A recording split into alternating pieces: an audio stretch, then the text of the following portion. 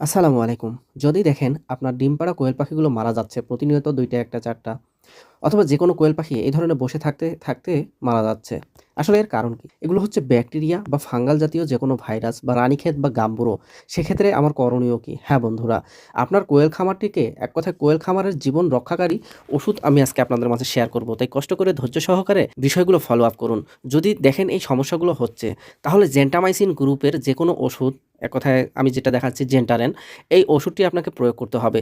যদি আপনারা রোগ প্রতিরোধ ক্ষমতা গাম্বুরো, রানীক্ষেতের এদের প্রতিষেধক হিসেবে ব্যবহার করতে চান, সেক্ষেত্রে ১ গ্রাম পাউডার ৪ লিটার পানিতে ব্যবহার করবেন। আর যদি আপনারা চান যে চিকিৎসা হিসেবে যে পাখি মারা যাচ্ছে, কোনো রোগ নির্ণয় করতে পারতেছেন না, পাখির সমস্যা ধরতে পারতেছেন না, সেক্ষেত্রে চিকিৎসা হিসেবে আপনি ব্যবহার করতে পারেন ১ গ্রাম পাউডার ২ লিটার পানিতে। এভাবেই আপনাকে চিকিৎসা দিলে আপনার খামারটি সঠিকভাবে পরিচালনা হবে এবং আপনার কোয়েল খামারে আর দেখবেন যে কোনো পাখিই মারা যাচ্ছে না এবং পাখিগুলো সুস্থ সাবলীলভাবে সুন্দরভাবে জীবনযাপন করছে।